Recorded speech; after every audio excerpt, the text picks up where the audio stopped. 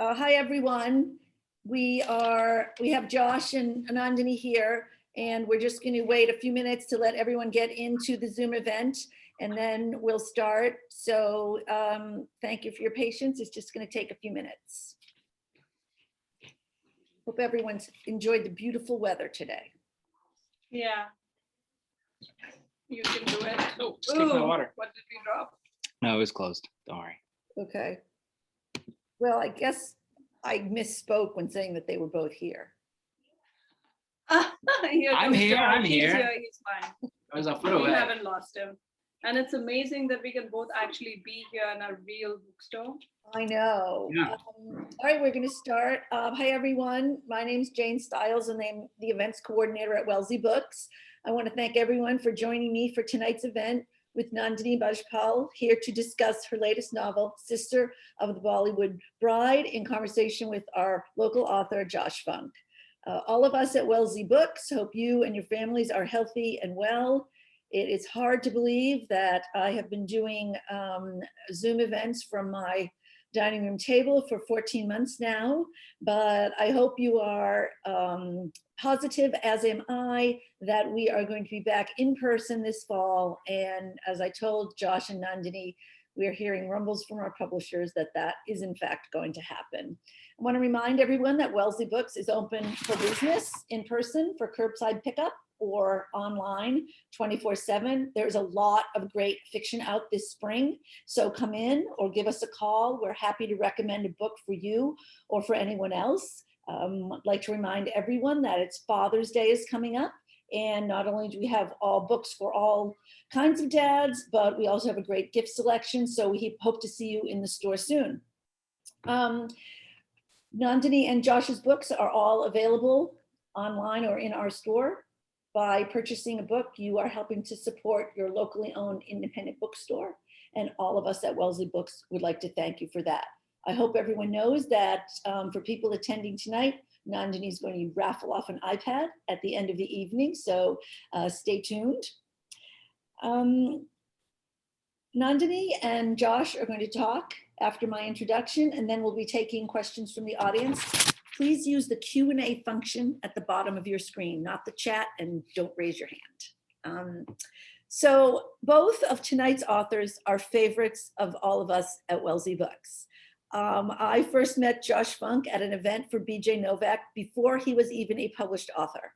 He has since gone on to publish the very popular Lady Pancake and Sir French Toast series, along with other picture books. He is a favorite for school visits and book fairs. Josh is generous with his time for other authors, and we are so happy for all the success that he has had.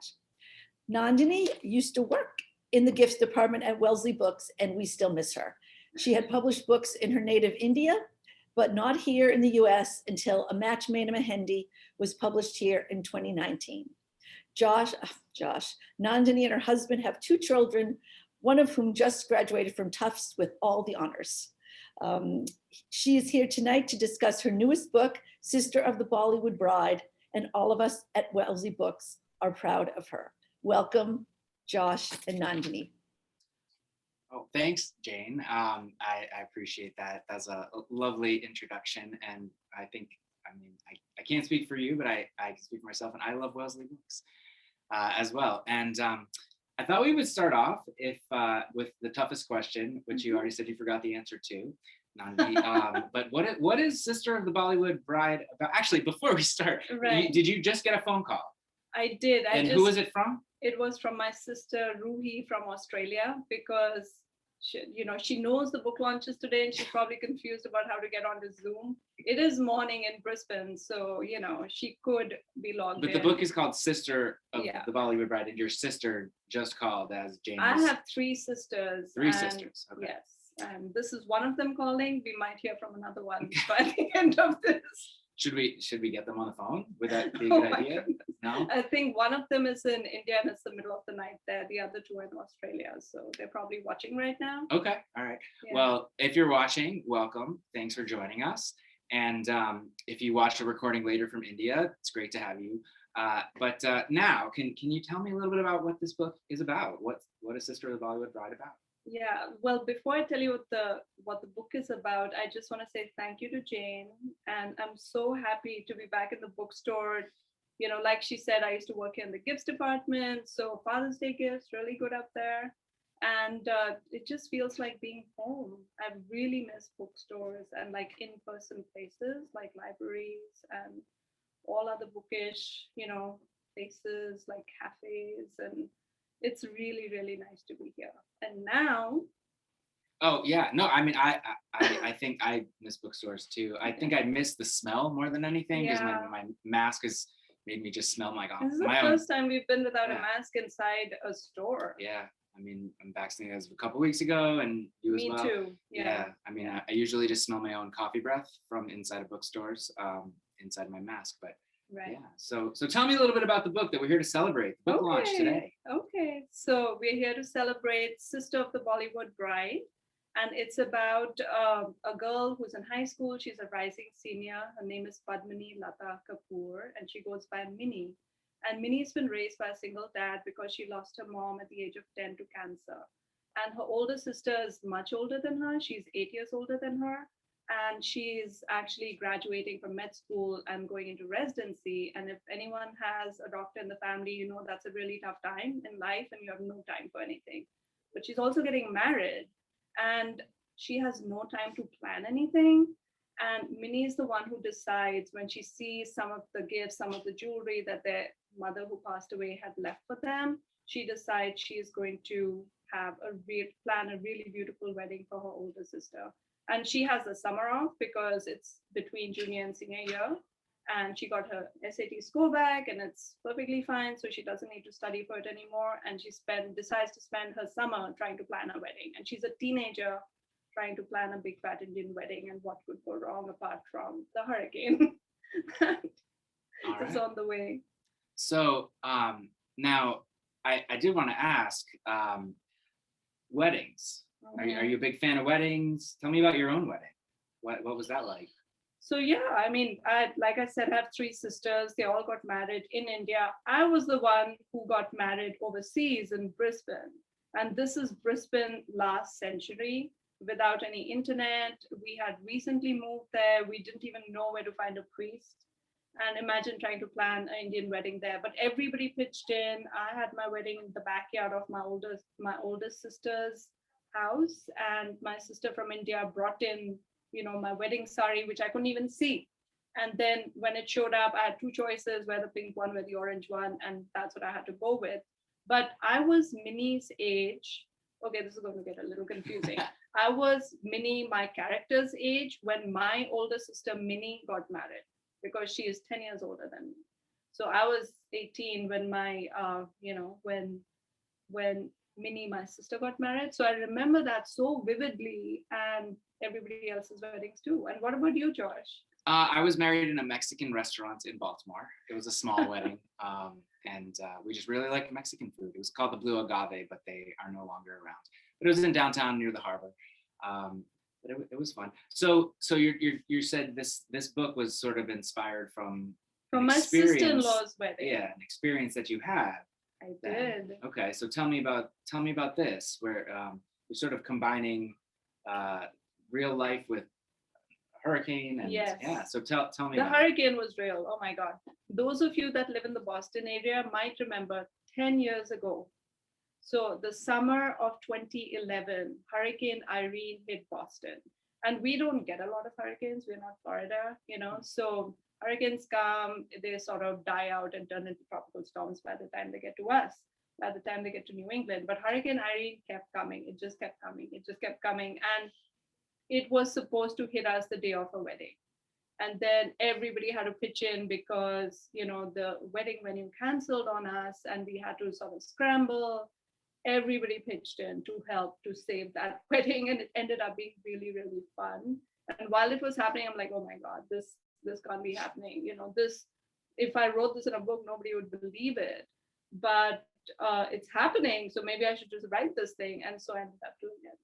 Yeah, so I think, when you were describing the book, and it is about a family and, an emotional period where Minnie is going through planning her sister's wedding, her mom's not around, all of these things going on. But at its heart, it's a romantic comedy. Like It right. is. That's what this is. And I think one of the things I love about Minnie's character is, and it's common in romantic comedies, but I think it's done exceptionally well in this book, is the foot and mouth humor that she has. You know, she's constantly causing problems for herself, and I think that's what makes it funny. Were there other things from your own life that you took and put in this book? I particularly like the names of the towns that that you use. But yeah, the town of Westbury, Yeah. which now I live a couple towns over from Wellesley Books, as do you. And Westbury is not a town in the Boston area, but there is a Weston. And There's there's a a Sudbury. Sudbury. Yeah. They're right between them is Wayland. So I assumed that this is probably Wayland, or I don't know, or something right around there. It's something in Metro West yeah. Boston. So, we didn't want to be too particular. But, honestly, if you live in the Boston area, you know what I'm talking about. Yeah, there's a college right near Wellesley Books that might make a cameo appearance. That's right, on a lake. But yeah, are there other things that you took from real life? Oh, so many things. Because honestly, you write. I believe in write what you know. And I grew up in India, and I love to read. I love to read, but there wasn't a lot to read for children and young adults that had characters that were like me. And so I love now using, as a writer, using things that I know and putting them in books, because it's really, really interesting for, kids that have a background like me to see themselves in it. And so let me show you one thing that is in the book. Can you guys see this? That's my dog. He's the Yogi. Yogi, dog yeah. In the book is Yogi, Wait, my here, dog. hold it up a little closer so everyone can see. It's right in front of the camera. That's Yogi. And the heart is there because we lost him on Valentine's Day this year. He was nearly 13. But the Yogi in the book is 100% based on him, down to the name and all his habits and everything. Yeah. So now there's Yogi. There's the Lotus Esprit. My husband has one. Okay. Yeah. A lot of car talk. A lot of car talk because he's a car guy, and he used to go to the British car show. If you're a fan. I'm not a big car person. Oh, really? My wife would tell you, well, I drive a 2005 Camry that is not allowed to have guests in it. Okay. Because it's so disgusting on the inside. But yeah, no, my wife is a car person, and so she. Oh, that's so cool. So she has the nice the car. opposite, but I pick up on it because I have to live with the guy. Yeah. And so Minnie Kapoor, she actually owns it. This is one of the stupid, ha things in the book. She owns a Mini Cooper, and when she first meets this boy, he's like, "Oh, you're Minnie Kapoor, and you want a Mini Cooper." Finds that funny. So which came first, the name Minnie Kapoor, or did you start with she's gonna own a Mini Cooper? Oh wait, that could be her name. Yeah, exactly. Yeah. You know how it goes. Oh yeah. You just, you think of something that makes you laugh, and then like, why Yeah. not put it in the Oh, book? it hits you. Now, the path to publication for this book is that every book's path to publication is unique. Yes. Whether it's how you got your agent or how many times you submitted it, but this one I think is unique even among paths to publication. Tell me a little bit about when you started writing this and everything that happened afterwards. Right. So I started writing it, soon after that wedding in 2011 when Hurricane Irene hit us. So I started writing it in 2011 for Nanowrimo. And then I didn't have a lot done. I had a little bit done. But I started getting feelers from Scholastic India because they were looking to expand into YA, and YA wasn't a thing in India until then. So you're talking about Scholastic, so not the Scholastic that we have here in the US. It's under the same umbrella. It is, but they acquire their own books. Okay. So they're like, we want YA. I'm like, oh, I have a YA, but it was a historical YA, and they weren't sort of interested in that genre. Before that, I had 2 manuscripts written. One was fantasy, Rishi and the Comic Cat, and one was a historical romance, Darkest. But they weren't interested in either. They wanted YA contemporary. I'm like, well, I'm writing something about a wedding, so would you be interested in that? And they're like, yes, send it to us. And they saw the first few chapters. They're like, finish writing it, we'll publish it. So So that's what happened that was first. published, and was it in 2013? It was published. 2013. So it was 1 year before We Need Diverse Books, which happened in 2014. So I had a very hard time trying to get my historical placed here. I had an agent, but I couldn't find a publisher for it here because it wasn't, sort of the thing that was. Publishers weren't quite as ready for it. They weren't ready for or- it. I yeah. think it was before its time. Barely, but yeah, and it really wasn't, but it was more just the way the publishers thought about things, Yeah. which is changing, and there's still a lot of room to grow, but I think that there's progress being made and a lot of effort being made. But so this book, this is a different book than the original. I mean, Yeah. you updated it, but you originally wrote this story in 2011 Yeah, and through here is 2013, and it was called Red Turban White Horse, and do you see Yogi on the cover? And Yeah. this, my friend, who's an illustrator who lives in the US, he did this Vikram Madan. I love this cover. It's beautiful. I love this cover also. And so it originally came out in 2013, Scholastic India, Mhm. and then Then You- we had a great time. We had a multi-city tour. I did so many school visits. Kids loved it there. They really did. They were hungry for something like that. But then I published a book here in 2019, which is a match. Well, made in- before we get to that, I Mhm. want to ask. Tell me about this tour in India. What kind of stuff did you do while on tour? Or what was it? I mean, I've never really been on a tour sponsored by a publisher. I mean, I've done some school visits, and if you're an educator out there and you're interested in connecting with authors, then talk to Jane Stiles at Wellesley Books, because she will set you up. But in any case, what was this tour like? What kind of things did you do? Really fun. We went to a bookstore in Mumbai, in Bangalore. We went to a school in Chennai. We had a launch at the India Habitat Center in New Delhi. And we had so many school kids. And then we finally had an event in Jaipur. So these are all cities. I'm sure you've heard of some of them. So, yeah. So, and what would happen is they would actually set up like a wedding mandap. So, and it would be different in Mumbai, different in Chennai. It was beautiful. They had flowers and everything. And I was judging like bridal costumes and things like that. It was so much fun. So kids would come to school in bridal costumes for this? Well, they would be like a lot of kids in the auditorium, but they had some people who signed up to be okay. contestants, and they would show up and they And you outfits. judged them. I judged them. Okay. Yes, you are the winner of the bridal contest. What did they get? For Books. Books. Hey, there's nothing better, no better prize than books. Yeah. Well, that sounds amazing. And then you did publish 2 more books in India. I did. So those were with Rupa, which is another Indian publisher. They're the home of bestsellers, and they had an imprint called Red Turtle, which was acquiring just amazing books, and they published a lot of really good books. And they published Starburst and Rishi and the Comic Cat. Yeah. Do you don't have those with you? I do not. No. Okay. So, but those are only available like you have to order them as imports if you. Right. Yeah. And so. And rights are available if anybody's interested. Yeah. And so, but then in 2019, you published your A Match Made in Mendi, and that was with Hachette, right? It's Yeah, Little Brown. Little They're Brown. both with Little Brown. So Yeah. And so that same editor, you connected. Nikki. Yeah. Yeah.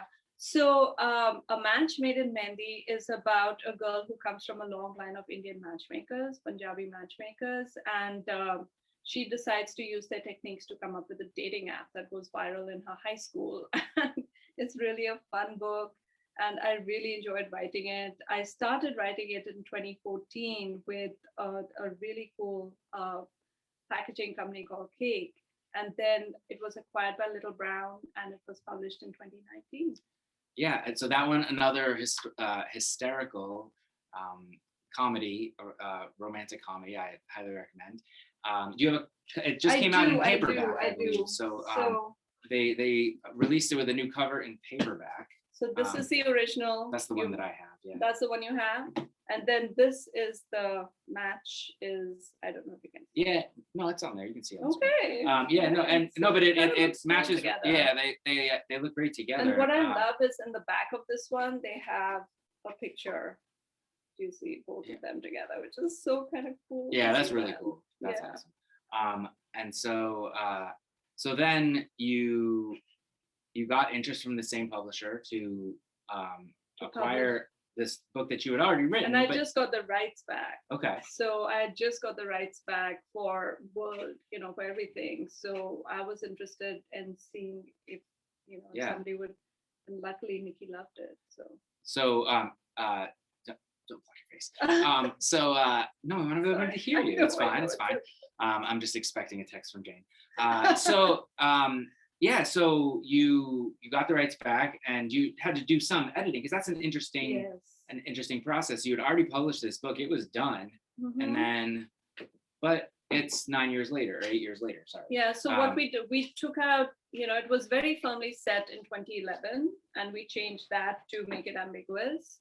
And then we, it needed updating. It was of its time. So we didn't, since it existed in a different form, we couldn't change too much, but we did update it. It was really fun to revisit, and it's still read fresh, and I love it. So, Yeah. Oh, I mean, I wouldn't have known. Actually, I didn't know until, we've known each other for a while. yes. We met in 2013. I think it was at the same New England SCBWI conference. Yeah, that we all go that, to. Yeah, we all go to every year, or not this year, but yeah, Yeah. and it takes place in the spring in Springfield, Massachusetts, and it was at the same time. That was the same time I met our friend Heather Kelly. Heather Kelly. And correct me if I'm wrong, but she was writing with you in NaNoWrimo 2011. That's exactly right. And yeah. that's how we got the idea for the Loft, because we Yeah. kept getting kicked out, Yeah, so at an unnamed library that Nandini and Heather Heather. were visiting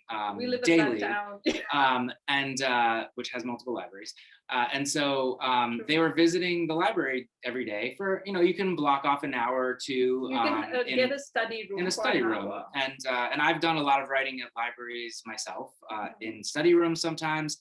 Sometimes I'll even just plug in headphones with white noise and go into the middle of the children's room at the library and just write with all the the ambiance of children running around, etc. Just gets the words flowing. I don't know what it is.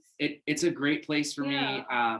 to do that. I put on the Celestial YouTube channel, Celestial I like White rain Noise. sounds. You like rain sounds? I listen to rain sounds at bed, so I would probably fall asleep and get tired. So I have to do and a I also different like noise. waves and Waves, forest yeah. sounds. Like just There's some really good apps out there to Yeah. do like white noise. You can kind of like make your own mixes Yeah. and things. Anyway, but so in 2011, you were going to the library during NaNoWrimo with, if you don't know what NaNoWrimo is, it's National Novel Writing month, and it's November. Yeah, every November, the goal is to write 50,000 words, which is about the length of a novel. Actually, that's probably spot on for these ones. No, these are more like 70, 70, but okay. It's a good first draft. Yeah, and it might not be great, but you're getting the whole draft done, and that's kind of the key. 50,000 words in a month, and then you'll edit it later. But and then you win NaNoWrimo. Right. And so you're visiting a library, and they kept kicking you out, or telling you that you couldn't sign up every day or something like that. Well, there weren't enough rooms, and we would keep getting bumped for the Red Hat people or Really, the Linux people? no, not the Linux people. Who is it? Like the seniors?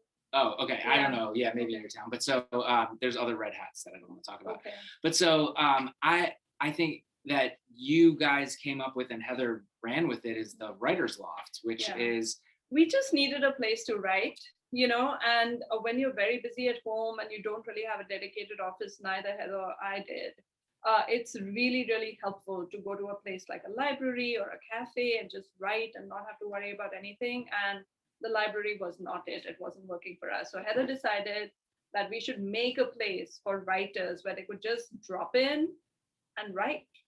And it would be a place just for them. And that's what she did. Yeah, she created the Writer's Loft, which is a couple towns over from here, in Wellesley Books in Sherborne. And both of these books were drafted there. Yeah, it's been open since the spring of 2013. And we had met just a couple weeks We were after both on the that. board of the. Yeah, Loft. we've been on the board, and for a long time. Heather just invited me to a board meeting and said, "Oh, by the way, you're on the board." That's how it Same. goes. That's what Yeah. she did. And so, hi Heather, if you're watching, we love you. And she so also hosted the launch for a match. yes, Yeah. well, we did one maybe In one Wellesley launches Books. for another one too, because I remember a Uh-huh. cake that was left. That was one of your red cakes. velvet. Yeah, that's what I thought. So and I think I tested eating month-old icing. I was fine. There's nothing wrong with it.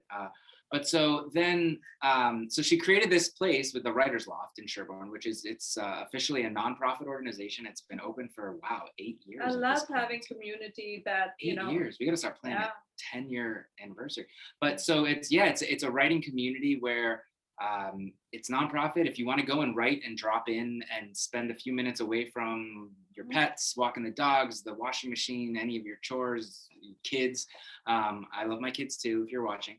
But I think that it's a fantastic place, but it's become much more than just a drop-in writing place. It's become a community of people where we do all different kinds of writing for children, for adults. We have classes, workshops. Many of them are free. Most of them are very inexpensive, and we have agents and editors come to do critiques and things. You can also just go and write, which is what I did. Yeah, and we have critique groups as well for various things. We have a picture book critique group that's had 100 different people get critiques over the years. But so that is one of the ways that we know each other through that. And so you wrote both of these books, or drafted both of these books there. I've drafted many of mine. And so what was my next question? Yeah, well, so you went down memory lane. Yeah. So the path of publication was interesting. Were there other things that you updated? I thought even for because now it's an American audience as opposed to an Indian audience. So were there cultural elements that maybe you didn't have to explain previously, or you did? I mean, it takes place in the Boston suburbs, but it was for an Indian audience. Right. So did you have to take out things that are just going to be obvious to the American audience and things like that? I'm curious, because it's just an interesting editorial process that I've never experienced. It is, because the audience changed, but the story was the same, right? But I think I always write for myself first. I always just write for myself. I want to be enjoying the story. I want to, the explanation. So I don't like to over-explain things. I just like to drop them in and make them feel natural. Otherwise, it feels like a documentary. And that is not the sort of feel that you want to go for. So in the Indian version, I wasn't explaining a lot of these things. But when we moved to the US edition, I didn't want to over-explain either, and just leave things the way they were in context and have people just kind of understand. And you have to trust your audience. People get it. It's not that difficult for people to pick up on things. Maybe there were a few things that I may have simplified, but that was really the extent of it. No, I agree with that. I think that I had to explain some American things to the Indian audience. Yeah, that was I actually did. Yeah, do you remember any in particular? I think stuff about baseball and driving and things like that. Okay. It wasn't the rules might be different. Yeah. And as far as trusting your audience, I agree. I think that it's nice that you just dropped in, whether it was something about a wedding outfit or a food or something that if I want to look it up, I've got a phone.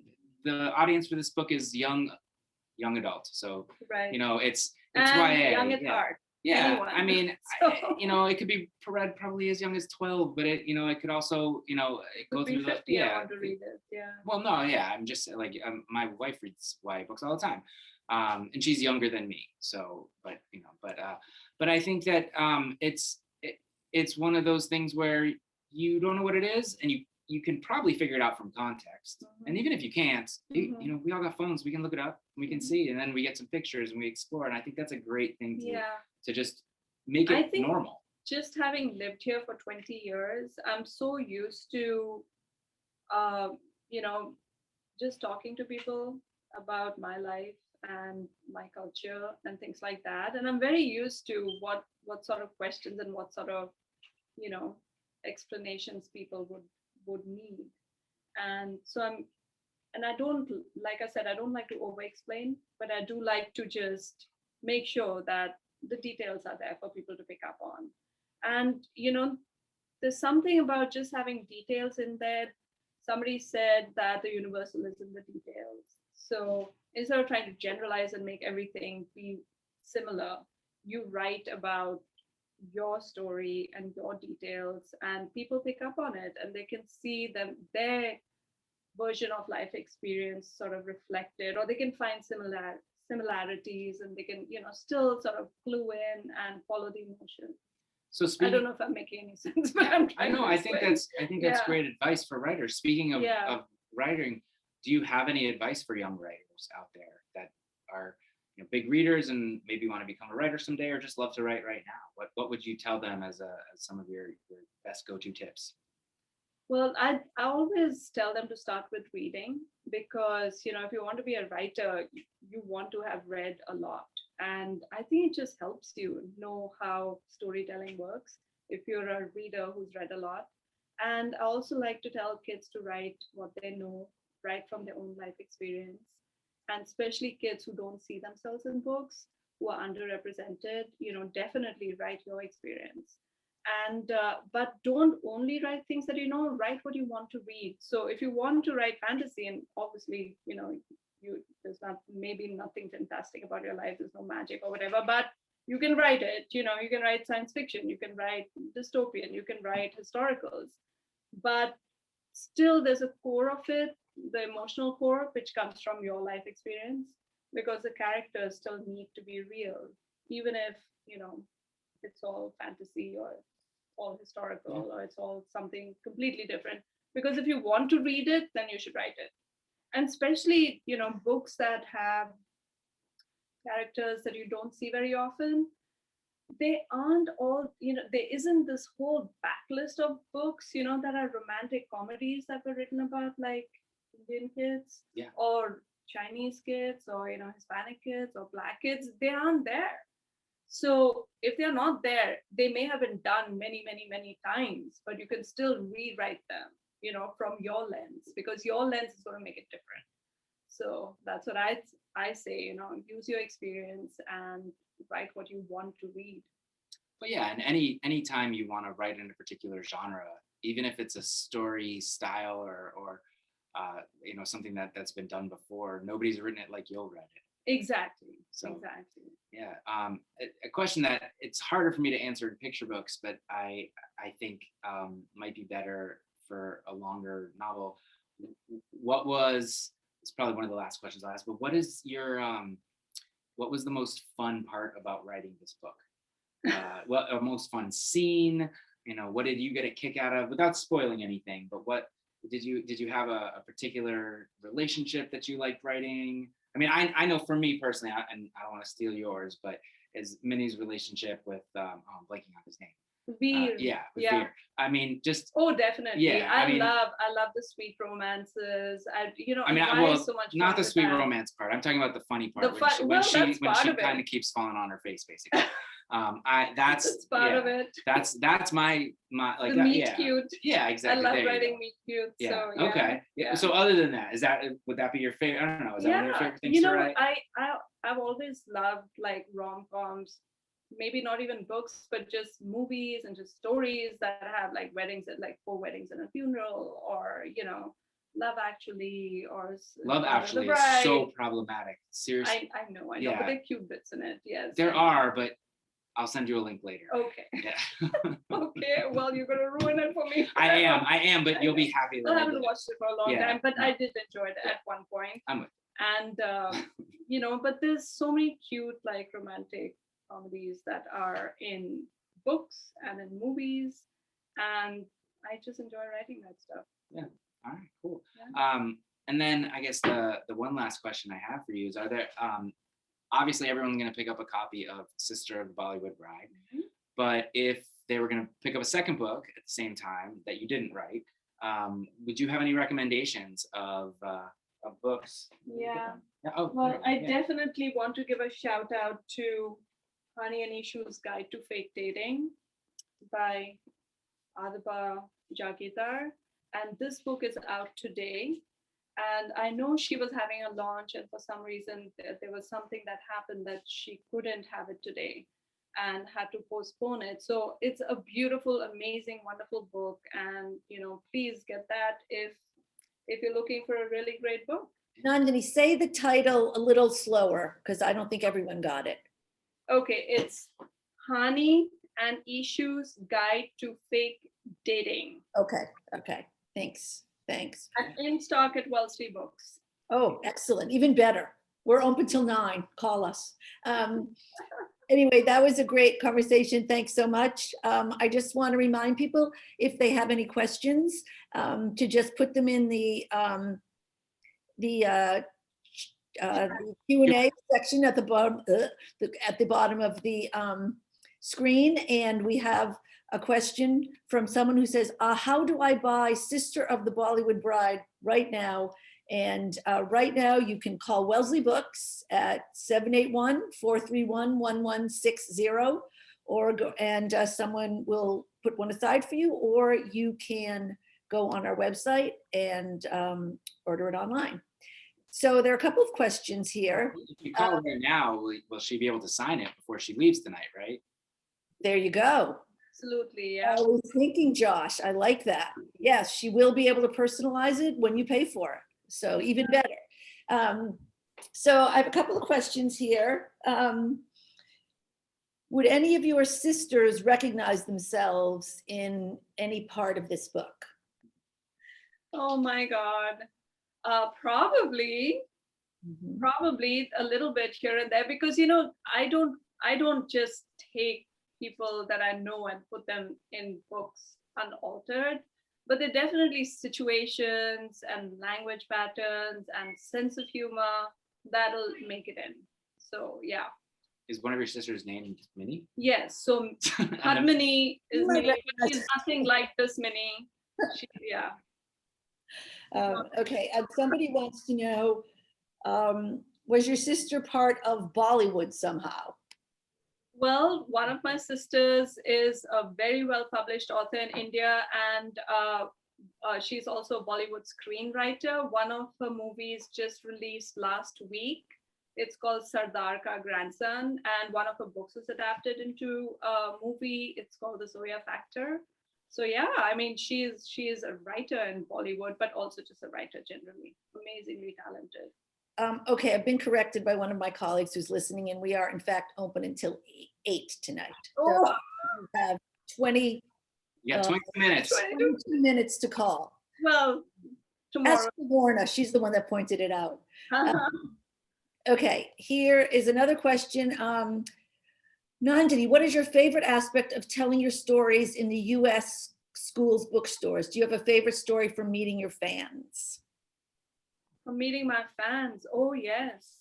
So I mean, this was horribly embarrassing for my children, but I went to their middle school when they were in middle school, and they would keep announcing it, over the thing that, we're gonna meet in the library and author Nandini Bajpai is gonna come and everything. It was horribly embarrassing for them, but I really enjoyed meeting the kids. And one of the book clubs, they did Indian food, and they did henna drawings on hands, like they just traced their hands out and cut it, and they did all these beautiful drawings and had me come and talk with them. It was really amazing. I loved it. I loved talking to the kids, and they really enjoyed the book too.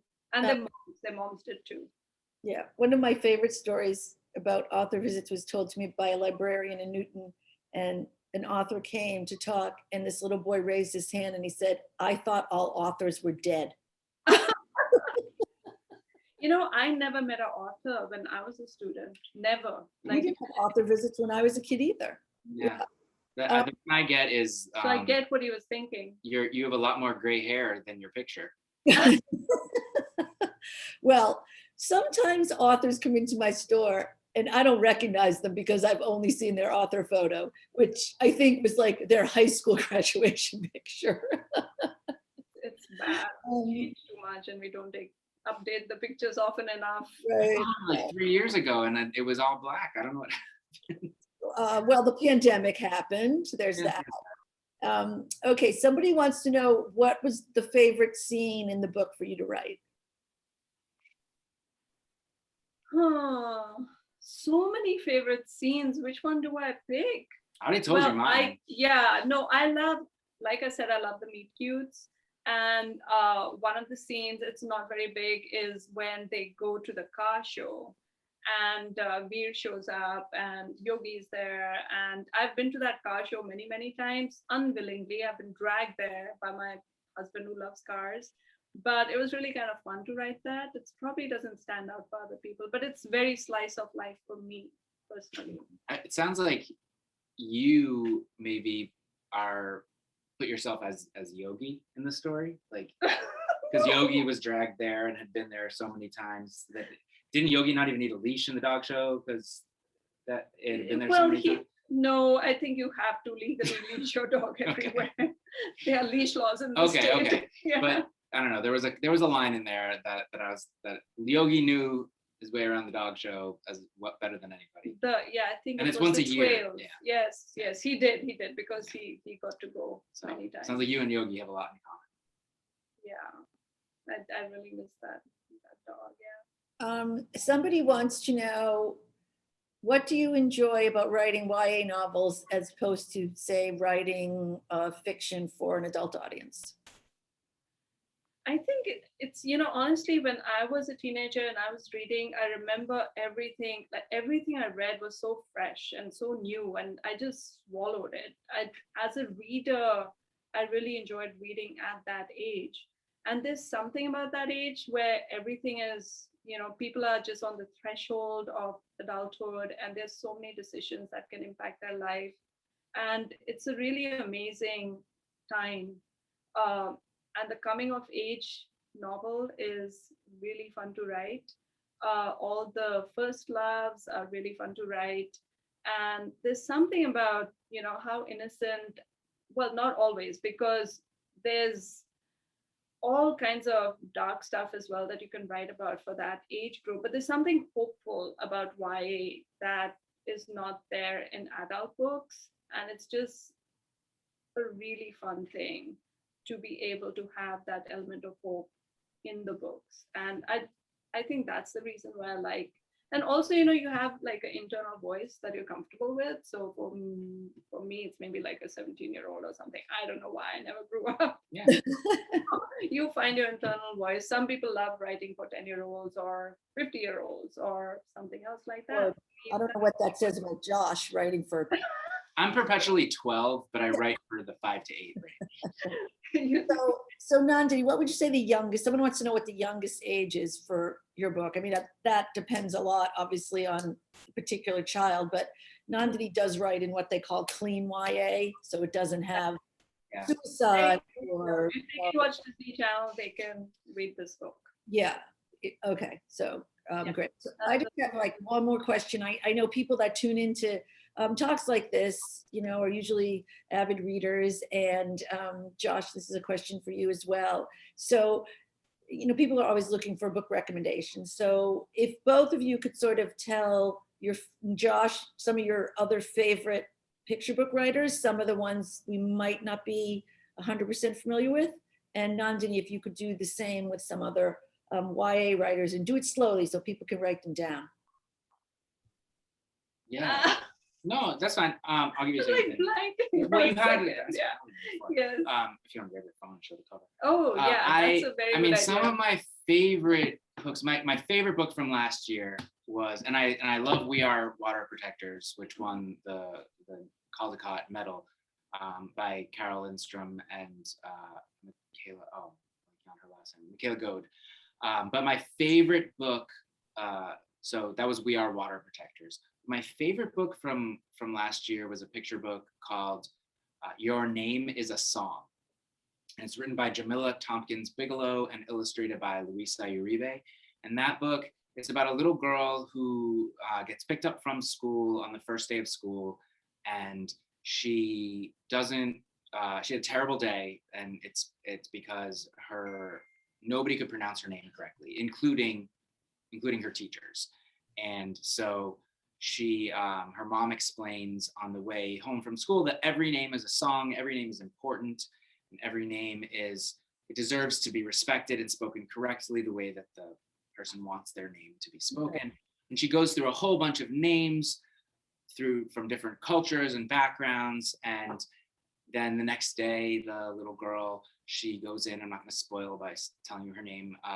She sings her name and everybody learns it. And it's a really, really cool book, well written. Everyone should have it in every classroom, but it's a great book for homes too, and it's beautifully illustrated. So that is my favorite book from last year. Great, thank you. Okay, Nandini, a couple more YA recommendations. Okay, so here's another one, Misfit in Love, also out today by S.K. Ali and Sajida. So this is what that looks like. I don't know if you guys can see it. Misfit in Love. Misfit in Love, that's a good one. And then Shiva Karim's The Marvelous Mirza Girls, which came out last week. And that's set in Delhi, and it's also a very, very cool book. And then let me tell you an upcoming one. It's called Sisters of the Snake. And it's a fantasy series by Sasha and Serena Nanua, and they're twins who write together. And it's a very cool fantasy. So I wish I could find the cover for that because, oh my God, it's stunning. I should probably look for them. Sisters of the Snake. We can remember that. So I want to thank you both for being here tonight. We have one more thing to do before. Oh my gosh, right. We have the raffle for the iPad. Oh, yes. Right, I forgot. Thanks, Josh. So first of all, I actually went out and got the iPad, if you can see. So there isn't. So here is the iPad, and this is a pre-order. One person's name signed up for tonight. What's that? So only one. So Josh is going to pick the name. No, you read it. Yeah. Okay. I'm not going there. Okay. I really tightly whatever them so you could not see it. Use Post-it. So this is the pre-order. So just to explain what's going on. Just to explain what's going on, anyone who had pre-ordered the book, right? Yeah, not pre-ordered through Wellesley Books, got put in here, and one of them is going to win this iPad. All right, the winner is. Who is it? Shashi Bangera. Is that right? Oh my God! Yeah. So congratulations. Congratulations. He knows her. So. Yeah. Well, I'm sure you have her address. I think I've met her once. Yeah. Well, congratulations. Lovely. All yeah. Right. Awesome. Yeah, and before so I'll get this mailed out. I do have your address because you would have sent me a receipt, so I would have it. And I did want to also say, you mentioned Father's Day is coming up, but teachers out there, they've been working really, really hard this year, and there is no better gift for the end of the year or the holidays or any time than a gift certificate to an independent bookstore. So if you are looking for a gift for your child's teacher or teachers, Wellesley Books has gift cards or gift certificates, and so I highly recommend that you. Yes, and we've got a lot of people doing that. It's a wonderful thing, and the teachers. My parents were both teachers, so the teachers really appreciate that. They have enough mugs and homemade cakes. My wife's a teacher, so I can. Yes.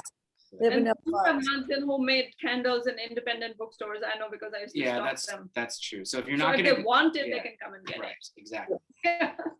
All right. Well, I want to thank both of you tonight. It was fun to see both of you almost in person. So fun to see you, Jane. Yeah. I want to thank you for giving up your time for us tonight, and good luck on your next writing projects. And we hope to see you both soon in person at Wellesley Books. Have a nice night, everyone. Thank you, Bye, everyone.